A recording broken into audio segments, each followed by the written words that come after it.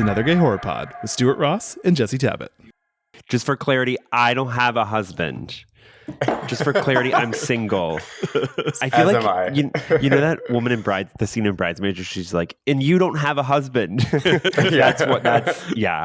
I'm perennially single. That is also the converse is whenever I say my husband, I feel casually like I'm bragging and I'm like, I shouldn't say that. And I'm like, well, no, I just like randomly met a good person like 7 years ago. It's not my fault. It's just facts. You have a husband. It's not my fault. But also Jesse doesn't have a husband. You're like my husband. Yes. Every time as I'm actively not wearing my wedding ring. Because I almost always only wear it when I leave the house because it's not comfortable. Fair. Hi, Amir. How are you doing today? I'm good. How are you? I'm good. Yeah, we're so happy to have you joining us. For everyone who may not know, introduce yourself to us and to them. Sure. My name is Amir Moini. I am a horror movie director or horror film and television director at this point. Yeah.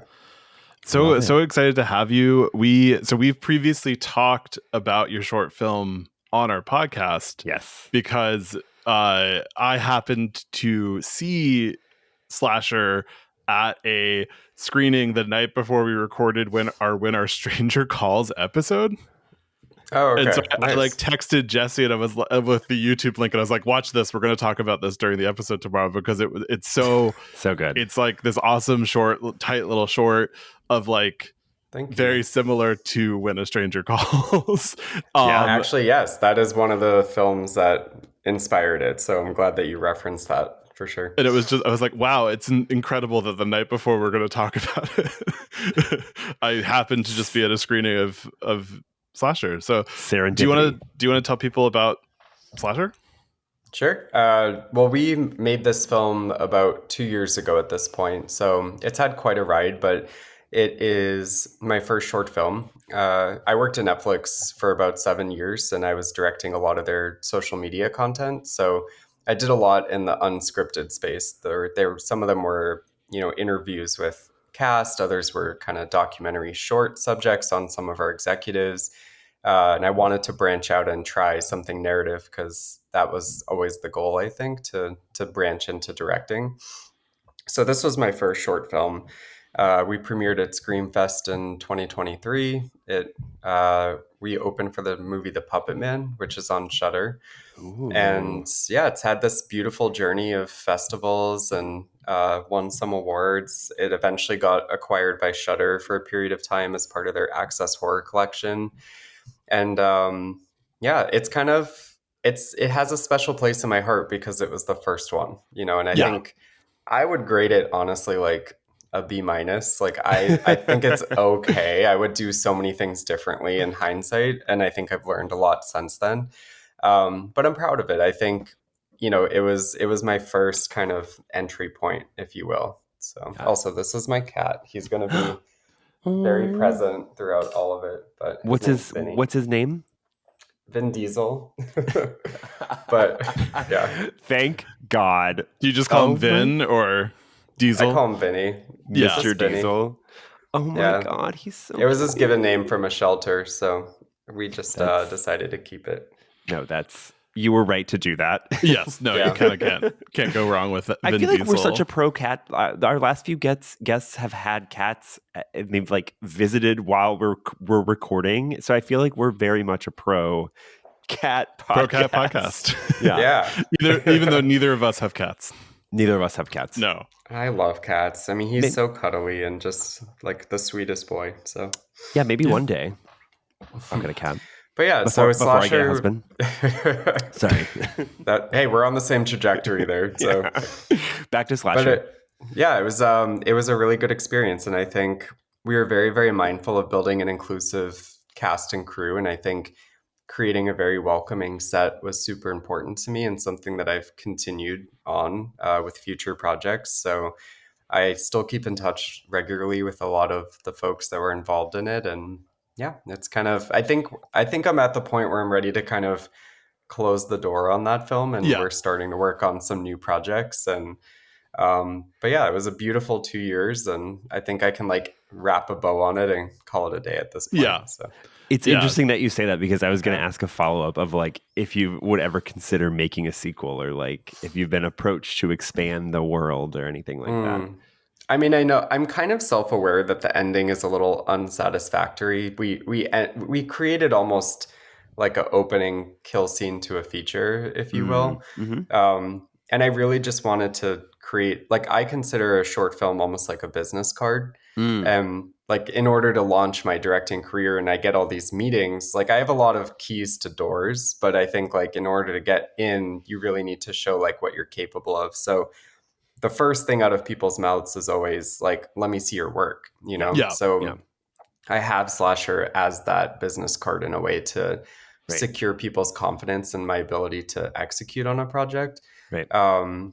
But it was also just like super fun to explore and learn. I never went to film school, so I feel like that was my film school in a lot of ways. Yeah. You know, I would read so many books leading up to it, or talk to like 10 people in each profession trying to learn about it more. And so, but in terms of a sequel, we are working on a feature version, but it is a very different world plot. I would say it's, instead of like slow and eerie and building suspense, it's very fast, edgy, sexy, 90s nostalgic. More of an ensemble cast with a lot of red herrings. Very like, yeah, I love that. Cherry Falls, Valentine, House of Wax, like that kind Oh of my vibe. God. So We You're talked just about Cherry listing great Falls. movies. Yeah, we Yeah. we talked love about Cherry Falls. Falls. It's so chaotic. I mean, it's problematic in some ways, obviously, yeah, but I do think it's just the log line is kind of genius. I think like it's a good one. It's kind of unlike any horror movie, at least I've ever seen. And also, like, say what you will, but if there's one thing Cherry Falls is, it's very watchable. Oh like, yeah. Totally. It's so like bonkers. And R.I.P. Brittany Murphy. R.I.P. I love her. She's so good in that movie. Well, and that was the thing with Brittany Murphy, not to completely go off and talk about Cherry Falls again, but she was so watchable that you can like intellectually be like, this might not be the best movie, but she herself draws you in so much. Yeah. Totally. Like, I've seen so many bad movies with Brittany Murphy where I was like, is it a bad movie? Yeah. You have to like be like, oh no, intellectually this is a bad movie, but Brittany Murphy is great in everything. Totally agree. Gone too soon. But yeah, so on the feature, we've been in development for about 2 years now, and I mean, honestly, since we wrapped Slashr, we've been working on it. So it's fully written. Nice. We're casting and financing right now, and yeah, we'll kind of see where it goes. So congratulations, that's so exciting. Thank you. Yeah, I worked on a. Are you getting like full financing or doing like ultra low budget or something? We're not doing ultra low. I would say it's probably around like the 1 million tag, like give or take. So okay, all right. I did an ultra low budget movie this summer, and it was a great experience, but it was like a month of just like, yeah. You know, honestly, like, I'll be super candid in that, like, I'm like almost afraid to do ultra low budget. Like, I think once I was in it, I would be really scrappy and learn how to do it. But I think the idea of doing it without the resources, I'm a little more by the book, and I own that. So I almost want to like push myself to do something like that just for fun, just to see like how I rise to the occasion. Yeah. So yeah, you might, who knows, that something could come of that, like creatively, right? When you're pushed, when you're against a rock in a hard place. Is that the right? I think that's expression. Yeah. So. Well, after that, I took a script I was working on and I sort of tried to rewrite it through the lens of ultra low budget, because it is an interesting mental to be like, how do I only spend $300,000 to make this movie? And you really have to be like, it can't take place in anything more than like 2 locations. Yeah. You can't have that many actors. Like it's limiting, but then it becomes creative. But you also do want to, the million budget range allows you to like pay people and like rent things and like access better talent. And it's just sort of, it's sadly the like minimum to make a movie at this point is like $1 million. Yeah, which is I mean, crazy. I do think paying people is definitely important. But I think don't they have those film festivals? It's like the 24-hour film festival where within a period of 24 hours, you're with a group and you Just write make the a movie. project, shoot the project, Oh, edit the fun. project, and then it goes into a festival where you actually like win a competition or something. Like Oh, love that. that to me sounds fun. I would, I would, Yeah. Yeah. I feel like it'd be crazy and intense, but I think it'd be really fun. So I Yeah, don't that know. would be fun. Well, it's also I often think of things in terms of like I can do this for this amount of time. And it's like I Mm. can do it. I can be miserable for one day. Like if I'm going to Yeah. be up all day running and doing all this, I can do it for a day. Yeah. Yeah. Yeah, totally. Yeah. You also so you were the Ryan Murphy Half Initiative program. What was I that was, like? yeah. Ooh. It was amazing. I did that this summer. It's interesting. So all the time that I've been directing and creating this career, I've always had corporate jobs full time. So I was at a company and I unfortunately got laid off. And then literally the day I got laid off, I got a phone call asking if I wanted to participate in the Ryan Murphy Half Initiative. It was Oh on my a Friday and gosh. they said that the start time would be Monday. And they were like, "Do you have Whoa. anything going on?" Da da da. And I was like, "Nope, I'm free." And then I had no idea. Like I just said Yeah. yes, and then I immediately looked at my calendar and just cleared like 4 weeks. So I was like, Yeah. "I have to do this. Like, there's no way." Wow. And I shadowed the show 911, which was interesting. So that had Peter Krause, Angela Bassett, Jennifer Love Hewitt, which was amazing. Iconic. Yeah. And I shadowed someone who is a director and producer of many Ryan Murphy shows. So it was a great experience. You know, the budget for the episode was, north of 10 million. So I got to witness like explosions and fires. I got to Yeah. witness having thousands of extras and like shutting down public areas of cities. So just like really magnitude scale production that I've never really been privy to before.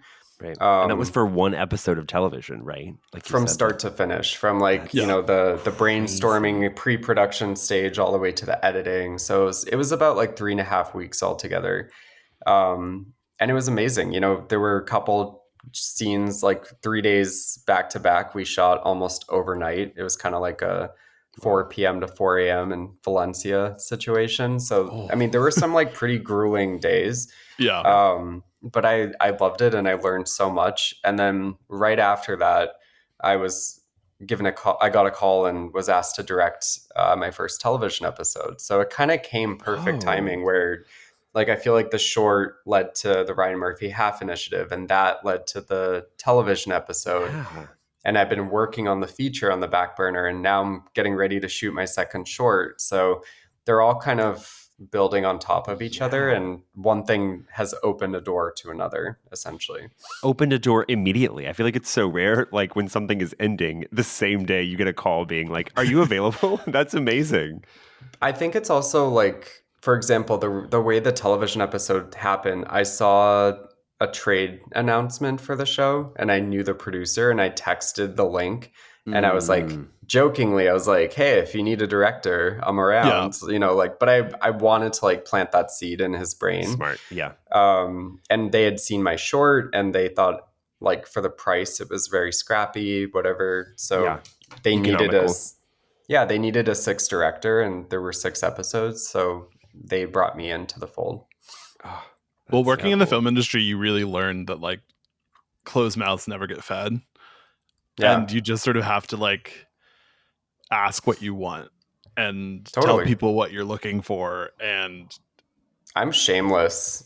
I don't fucking Yeah, you care. have to I'm be. shameless. Yeah. And I think hmm I feel like we're here and then we're gone. yeah, Like life is short. So I just don't care. I just ask for what I want. And Yeah. if you don't ask for what you want, someone else is. So yeah, Yes. I Yeah. think like I go for every opportunity. I mean, even the other day I was at American Film Market and they had a producer of like many successful horror movies that I respect and admire. And afterwards he did stick around, but he was surrounded by a mob of people. And Mm, I'm never someone who will like wait in that group of people and try to yeah. like get two Accost seconds him. with them. So I was like, okay, like I'm not going to do that. I'm going to leave. And I was in the line for valet waiting like to get my car, and he was there too, and no one was around him. And I was like, oh my God, this is my moment. I have to like do it. So I went up to him and I was just like, hey, I'm Amir. I saw you speak. I was like, I know you get bombarded all the time, but I would love if you would be open to letting you send me my short film. I think you working with first time feature directors is amazing. I was like, watch like the first 3 minutes of my short, and if you hate it, you never have to talk to me again. I was like, but I would love if you would just give me that 3 minutes of your time. And he literally gave me his email address, and like I sent it to him. So Yeah. That's it's just, amazing. you just gotta like shoot your shot, you know? I don't Yeah. know. Also smart for you to be like, you don't even have to commit to all of it, just the first couple of minutes, right? I think Yeah. people get overwhelmed very easily when you're like, watch this entire thing. So I think the fact Hmm. that you kind of gave him that I tidbit think is I'm really just smart. I come from the corporate side of film. Like Yeah. I've worked Right. at Netflix and other Right. studios, and I understand their life and how Right. busy they are. And I Right. understand what it's like to be on the recipient end of like getting pitched all the time, and how you like have no ability to say yes, and you're crushing dreams and like hurting people. Yeah. So Right. I think I get it to some degree, and I talk Right. their language in a way. So, anyways. Well, it is the sort of smart thing of like getting it together and directing a short, because it's a lot easier to watch even a chunk of a short than it is to read a whole script. It's a lot like there's Mm. just like, I mean, I've worked for so many producers who like receive, like, even ones who aren't even actively developing projects, and they receive so many unsolicited scripts, and they Hmm. receive so much stuff, and it's sort of just like having the calling card of like, this is my short, like, and Yeah. it's a really good short too, which I get averse to shorts sometimes because I've seen so many of them, Yeah. and a lot of them are a little indulgent, and a lot of them are not like tight, and like the The thing that stood editing out, is the key. Some yeah, people just like go on and on and on, and I think like you have to be really like selfless when it comes to your editing, I think. yeah, Mm. you have Yeah. to give up the shot you loved that just doesn't work, and like Hmm. a lot of people don't understand that, and that's sort of the thing of TV, where it's like, because that's where I've come up through. You sort of learn like the economy of television is a valuable lesson for making features, for making everything, because you sort of have to learn, like, you have to let some things go. And I love television for that reason. Like, you know, when you're a director in television, you're really a guest there to execute other people's visions, Mm. and you don't have full creative control. And I think I like having those stakeholders and like having those conversations, and you know, knowing my place in a way where it's like, okay, it's my job to execute this, maybe leave a little bit of my fingerprint on it, but like it's not mine to just like make it totally different. It has to be consistent with the rest of the series and episodes in a way that they filmed it stylistically. So Right. I don't know, I like having full creative control in some ways with film, but I also like coming in and just kind of like being a team in a way on TV too. Like, I mean, Sure. it's a team in both ways, but more so in TV where you're kind of like a piece of it and it's not the whole equation. What was it like directing? Because you directed an episode of the Nebula show Subliminal, which it's not out yet, right? No, I think it comes No, okay, out, I don't know exactly when, but like early 2026, I think okay, it's coming yeah. out. Yeah. What It was it was like doing that, amazing. if you can say? Yeah. Yeah, I loved it. It was intense because Slasher was a 2.5 day production, and this was 5, 6. So it was double the most I've ever done before, excluding like shadowing, obviously for 911. But yeah, it was intense. It was amazing. I loved the cast and crew. I definitely had a moment like halfway through where I was like, "Can I do this?" And I, it was almost like I was at a crossroads, and I was like, "No, I can do this. Like, I got this." But I think it stretched me in different ways, and um, yeah, I think it just prepped me to shoot my feature. Like, I Yeah. feel very ready now to shoot the feature in a different way than I was before. And I'm also super excited to shoot my second short and just try something totally different. Like, I'm not doing a slasher; it's more like giallo inspired and Ooh. very different for me. But Yeah. So exciting. I've worked with different production teams for all three of those projects. So Slasher, Subliminal, and this soon to be announced second short. And I think learning different producers' styles is also really interesting because you kind of like piecemeal. You're like, okay, I like what these people do here and I like what they do here. And you're kind of like understanding what your preferences are, your style is through those experiences with different folks. So I think like learning to work with different teams has been also like a really great experience in this process. Nice. Yeah. That's a good segue. Speaking of styles and inspirations, that's a good segue. Maybe we talk a little bit about your history with the genre, like growing up Yeah. with horror. Maybe talk, if you could, your first horror movie experience. So I have seen probably almost every horror movie, and the majority, the majority of them were from like ages 6 to like 14, which I don't know what that did to my psyche, but Yeah. either way, that's the case. Every And American horror movie, or do you just international? Like, what are like we if you were in talking? a Blockbuster in the horror section, I started Yeah. at A and went to Z and I saw all of Cool. them. So Cool. like whatever they had that was global or American, like I think they sometimes had some Fulci things or whatever, but Sure. yeah, my first memory of watching a horror movie was the movie Dolls Oh, Okay. I Yeah, keep from that's seeing like the cover of 88. it, 70s, 80s. and yeah, It's late 80s. I Yeah. think it was produced by Brian Usna, who I adore and respect and think he's amazing. But yeah, my grandmother and I used to always watch horror movies together. And my mom would get very upset that when I slept over there, she would like let me Yeah. watch these things. Yeah. And they would give me nightmares. Like I would still get like scared. But yeah, dolls freaked me out. I remember for like a very long time, I could not be around dolls. It yeah, created it created a phobia for a minute.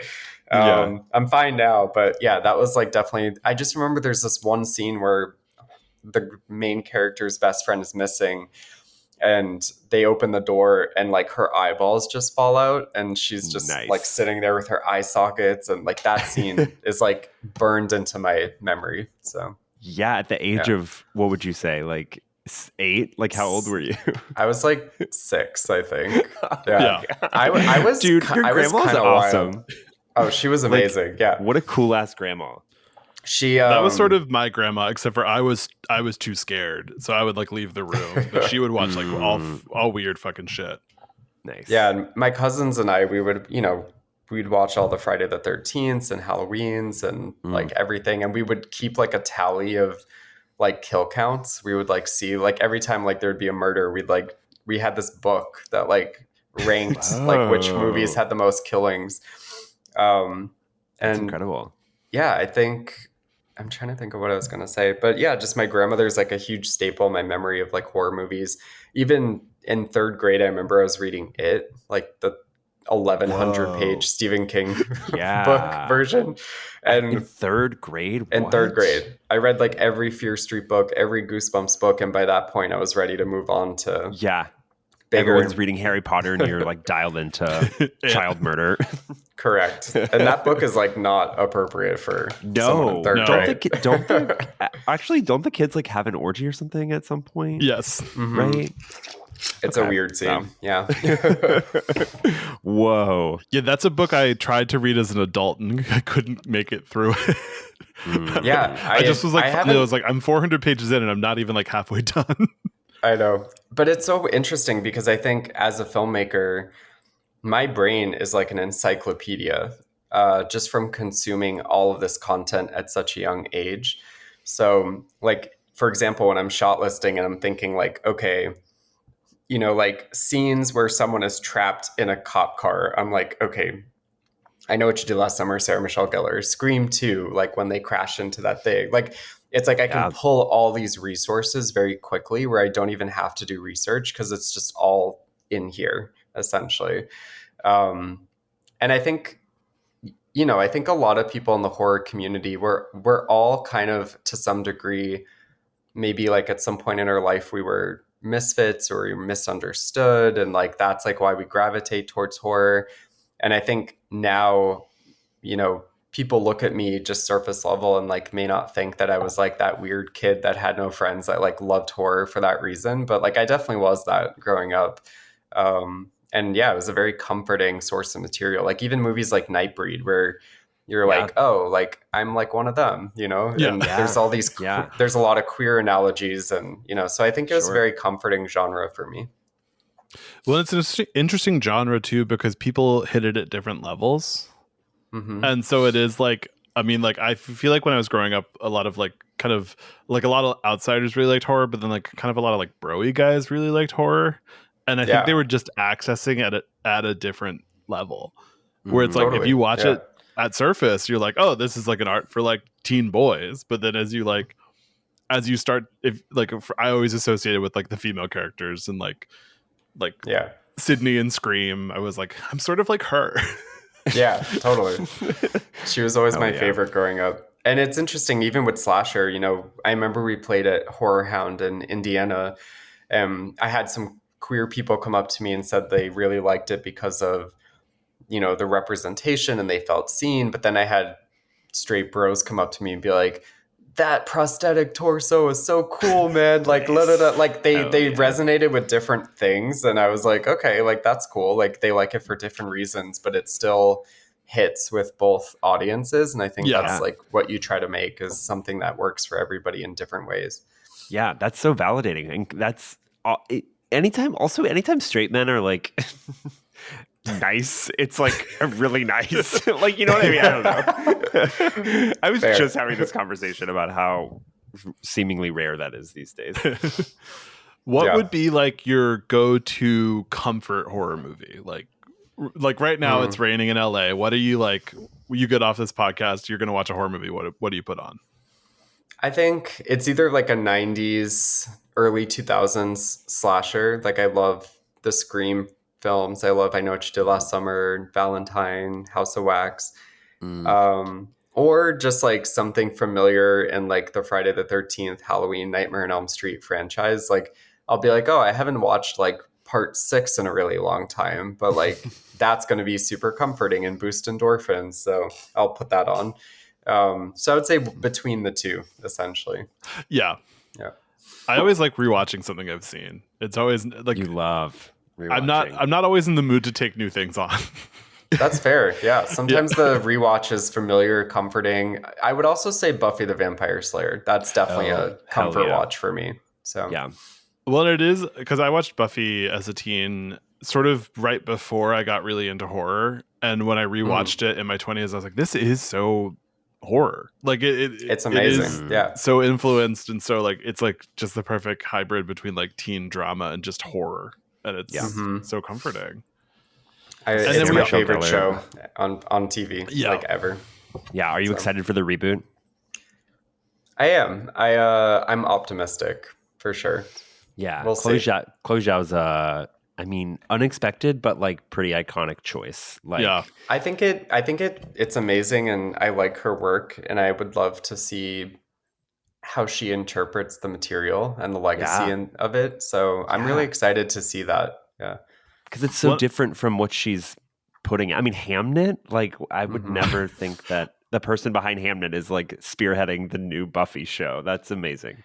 But the magic of Buffy is the humanity in it. It's the relationships between the characters and the friendships. Like it feels like a Scooby-Doo gang that you were a part of. Sure. Yeah. So I think she will understand the complexities of that element of it, which is to me like the most important core part of the show.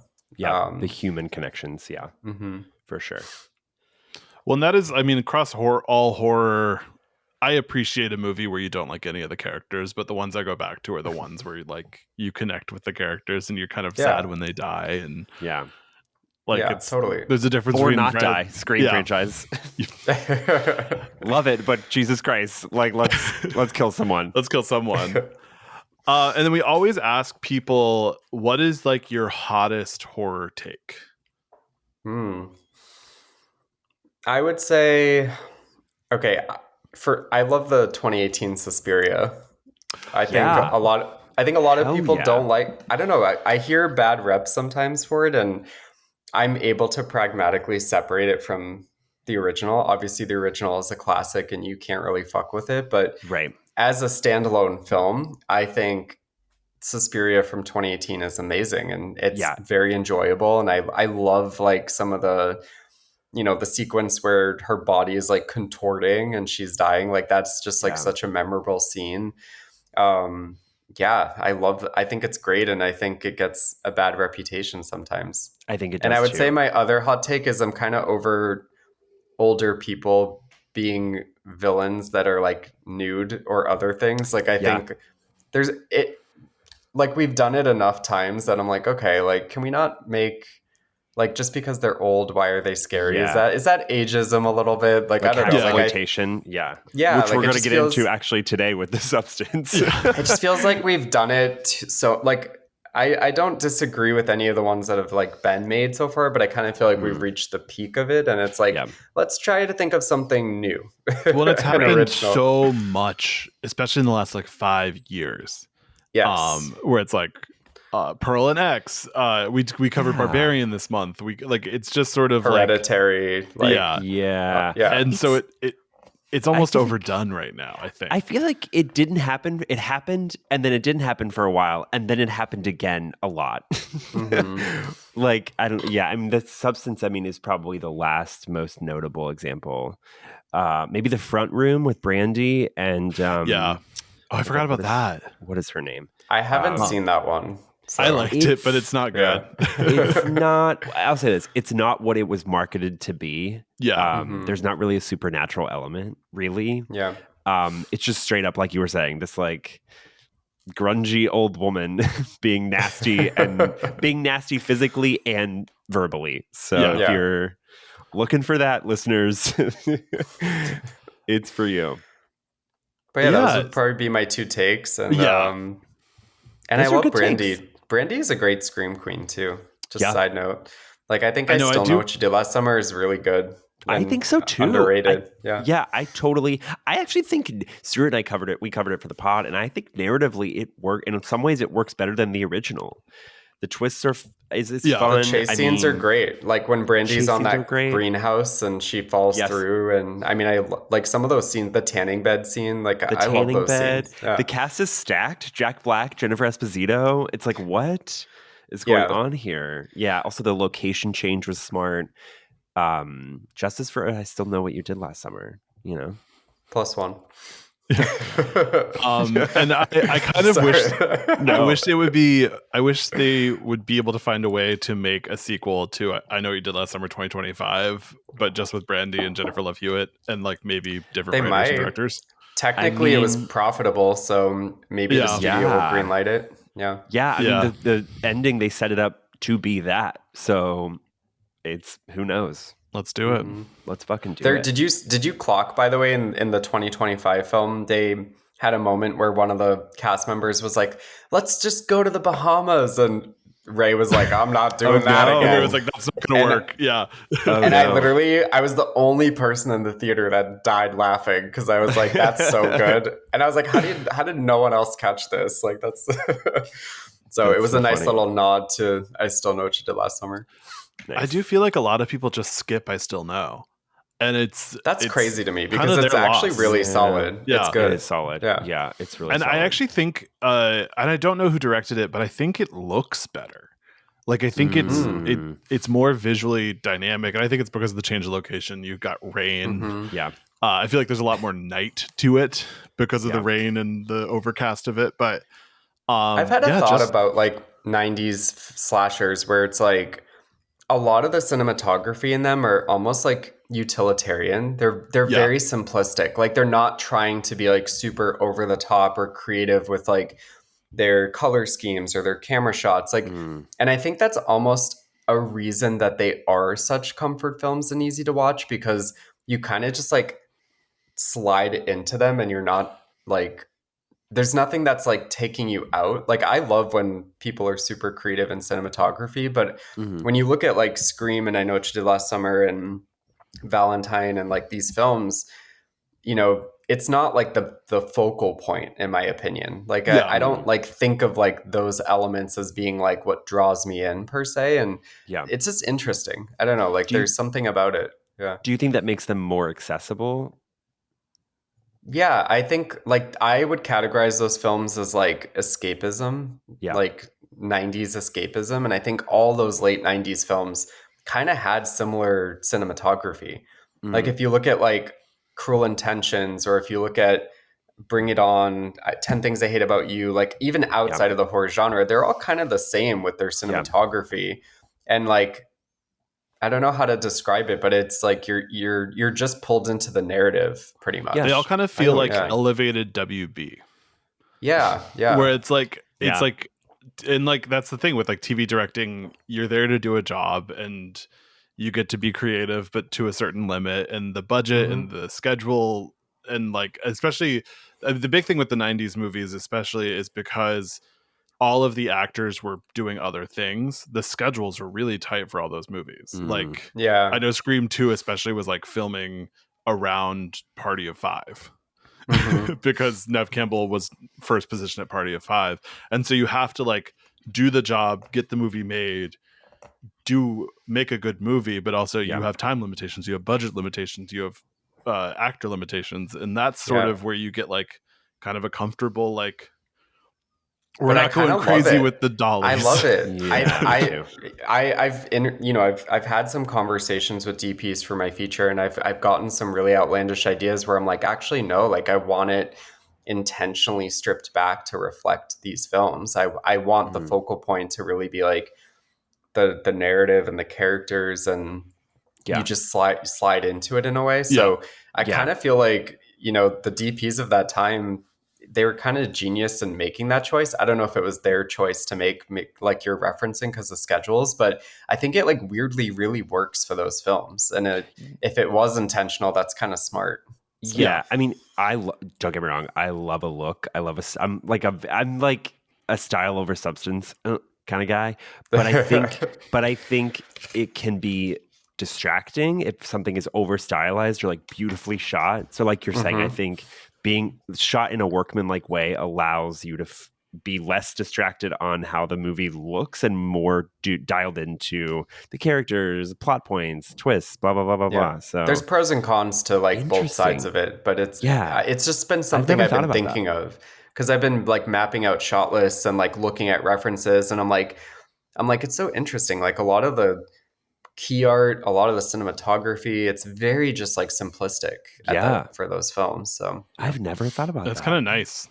It's kind of Yeah. just Hmm. like, it feels like you're not in a bad way, but like your hand is being held.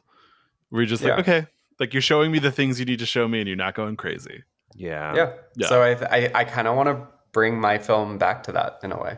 So we'll see. Well, Ooh, it's an yes. interesting reference that like, especially all, millennials will all sort of feel comforted by, of just like the Yeah. Yeah. 90s horror aesthetic. And the interesting thing about the 90s horror wave too is it's actually not that long. Cuz Scream Hmm. is 96 and it kind of burns out by 2000.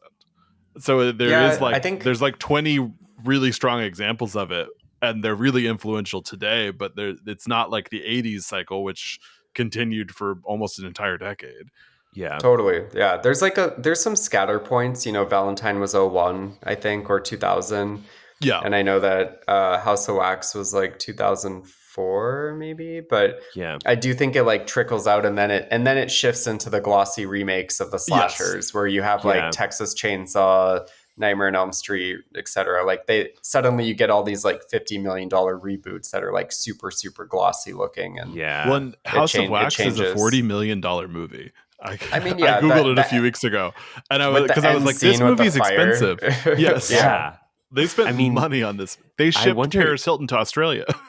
Yeah, I Yeah. wonder. I was gonna say, I wonder how much of the that budget is Paris Hilton.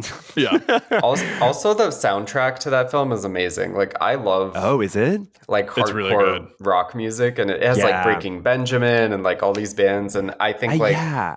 I don't know, I like horror movies with like solid rock albums. I think it makes sense and works. Yeah. Well, I think in that post, I think House of Wax qualifies, but the post 9/11 era of like angry horror movies, like you were saying, like any Platinum Dunes, Texas Chainsaw Massacre remake, like The Rock, that I miss that like harsh, like violence. Like I Yeah. do think I would love to see us get back to there. I don't know I never thought if that's about okay post to nine say. eleven. That's so Oh, interesting because you're absolutely. right. Like Yeah. Hostel, Saw, like Oh all my these kind of God. like torture porn movies came Angry out. movies. Yeah. Yeah. So When it I interesting. is, th- because all horror at that point was kind of angry, like just as a reflection of where we were as a society. But the remakes were so slick, and then the Hostel and the Saw were not as slick.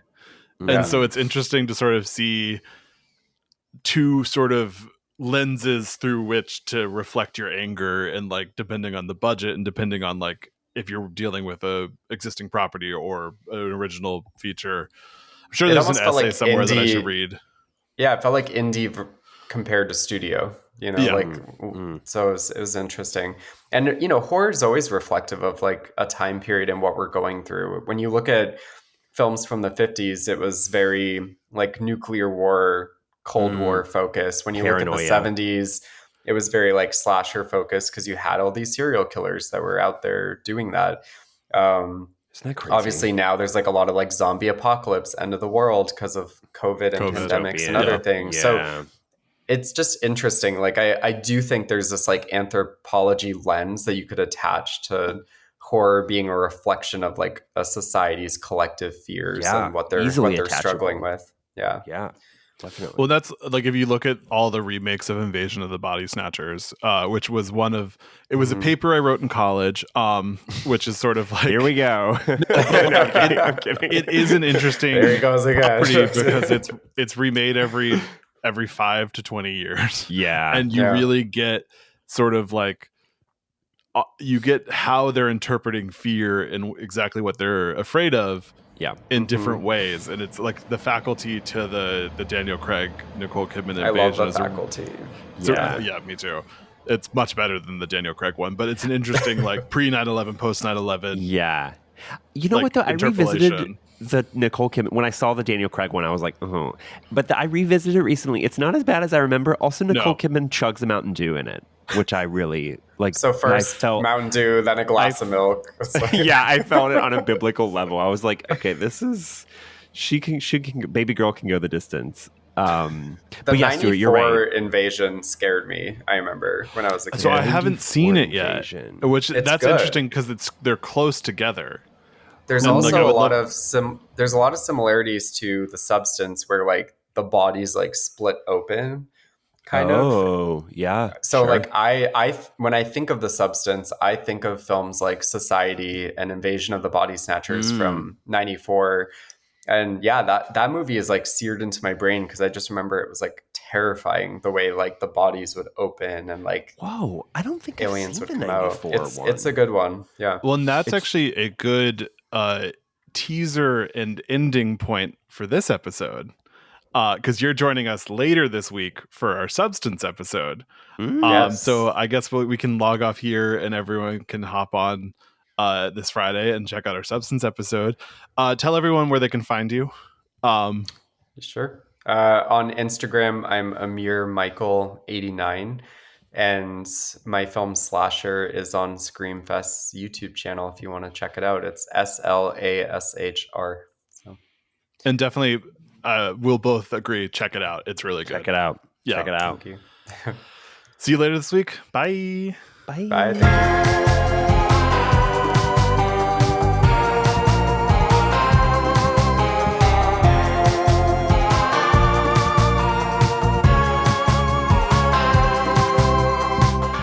This podcast has been presented and produced by Stuart Ross and Jesse Tevitt. Edited by Stuart Ross. All recording equipment provided by Photo Booth Productions. To support our podcast, join us at patreon.com/anothergayhorrorpod.